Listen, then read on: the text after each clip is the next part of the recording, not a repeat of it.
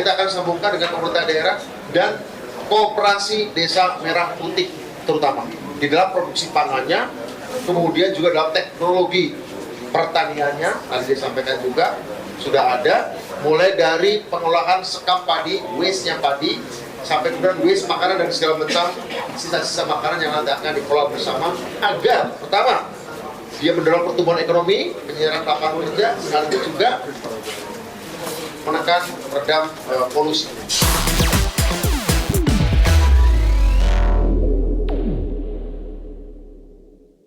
Badan Percepatan Pengentasan Kemiskinan akan meningkatkan pelatihan keterampilan, pemberdayaan ekonomi lokal hingga pengembangan akses layanan sosial dasar kepada masyarakat guna menurunkan angka kemiskinan ekstrim hingga 0% dan angka kemiskinan ke 4,5% pada 2029 mendatang. Badan Percepatan Pengentasan Kemiskinan atau BPTASKIN bekerja sama dengan pemerintah daerah dan pelaku swasta untuk menurunkan angka kemiskinan di Indonesia terutama di wilayah aglomerasi. Kepala BPTASKIN Budiman Sukatmiko mengungkapkan, dalam program aglomerasi percepatan pengentasan kemiskinan tersebut akan melibatkan berbagai kegiatan, mulai dari pelatihan keterampilan, pemberdayaan ekonomi lokal hingga pengembangan akses layanan sosial dasar. Para pelaku swasta dapat menyediakan akses pembiayaan, peluang pasar dan sumber daya lain yang dibutuhkan untuk mendukung usaha mikro, kecil, dan menengah yang menjadi tulang punggung ekonomi lokal. Di mana perusahaan-perusahaan swasta maupun perusahaan negara juga ada dari BUMN negara dalam maupun luar negeri. Kita akan sambungkan dengan pemerintah daerah dan koperasi desa merah putih terutama di dalam produksi pangannya, kemudian juga dalam teknologi pertaniannya. Tadi disampaikan juga sudah ada, mulai dari pengolahan sekam padi, waste-nya padi, sampai kemudian waste makanan dan segala macam sisa-sisa makanan yang nanti akan dikelola bersama agar pertama dia mendorong pertumbuhan ekonomi, penyerapan lapangan kerja, sekaligus juga menekan redam polusi. Lewat program aglomerasi, BPTASKIN menargetkan dapat menurunkan angka kemiskinan ekstrim hingga 0% dan angka kemiskinan relatif ke 4,5% pada tahun 2029 mendatang. Dari Jakarta, Niston Stanjaya, IDX Channel.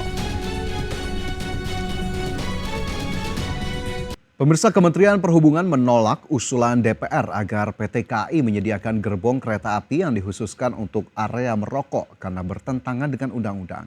Kebijakan bebas asap rokok di dalam kereta api juga mencerminkan komitmen pemerintah akan pemberian standar pelayanan transportasi yang aman untuk semua kalangan. Kementerian Perhubungan angkat bicara terkait usulan anggota Komisi 6 DPR RI agar KAI menyediakan gerbong kereta api yang dikhususkan untuk area rokok. Dirjen Perkeretaapian Kementerian Perhubungan Alan Tandiono mengatakan, hal tersebut bertentangan dengan Undang-Undang Nomor 36 Tahun 2012 tentang Kesehatan serta Peraturan Pemerintah Nomor 109 Tahun 2012 mengenai pengamanan produk tembakau bagi kesehatan. Alan menekankan bahwa kereta api sebagaimana angkutan umum lainnya telah ditetapkan sebagai kawasan tanpa rokok. Hal tersebut bertujuan agar perjalanan kereta api tetap dapat memberikan kenyamanan dengan udara yang bersih dan sehat. Jadi berdasarkan Undang-Undang Nomor 36 Tahun 2012 tentang Kesehatan dan Peraturan Pemerintah Nomor 109 Tahun 2012 tentang pengamanan bahan yang mengandung zat adiktif berupa produk tembakau bagi kesehatan, angkutan umum, termasuk kereta api, telah ditetapkan sebagai kawasan tanpa rokok atau KTR.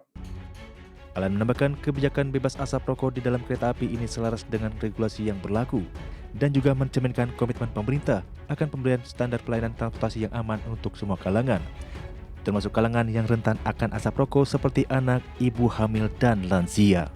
Dari Jakarta, Riki Anwardi, Tim Liputan, IDX Channel. Ya, sebelumnya pemirsa, anggota Komisi 6 DPR RI Nasim Khan mengusulkan PT Kereta Api Indonesia untuk kembali menyediakan gerbong khusus merokok di rangkaian kereta jarak jauh.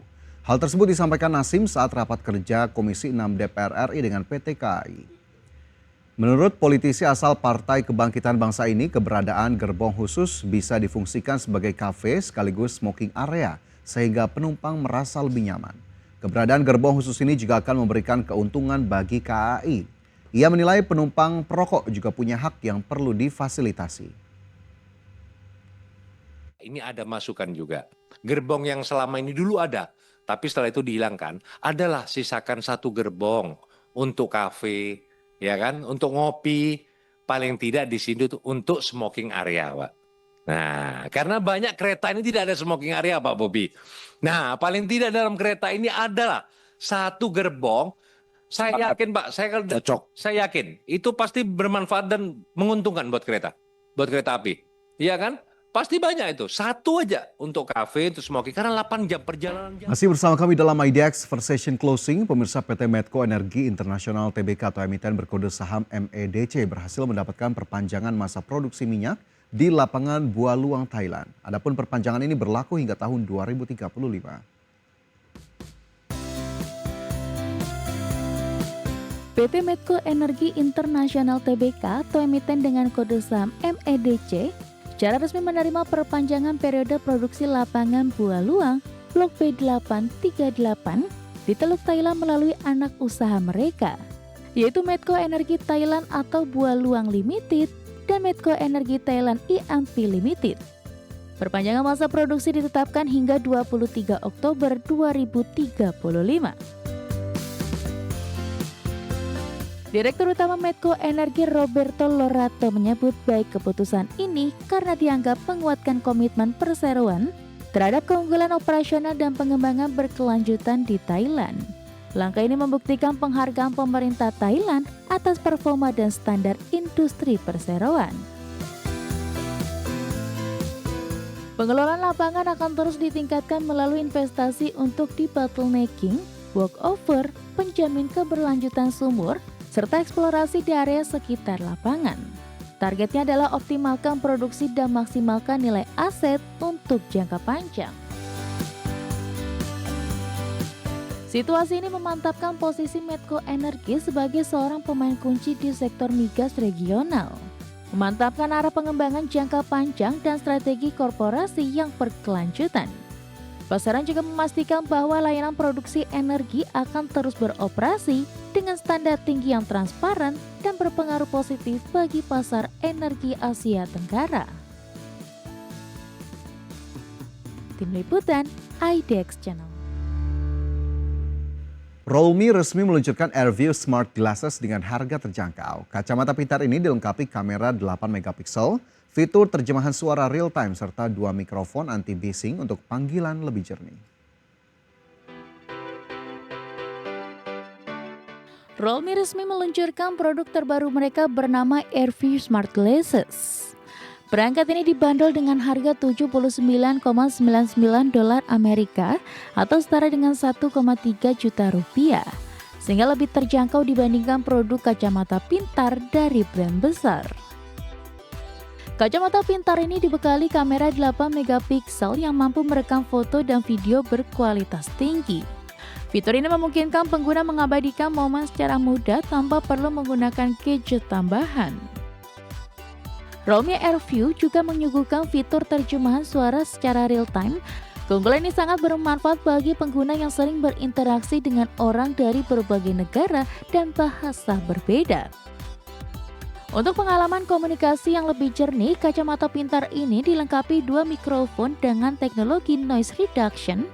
Fitur ini memastikan suara pengguna tetap terdengar jelas meski berada di lingkungan ramai.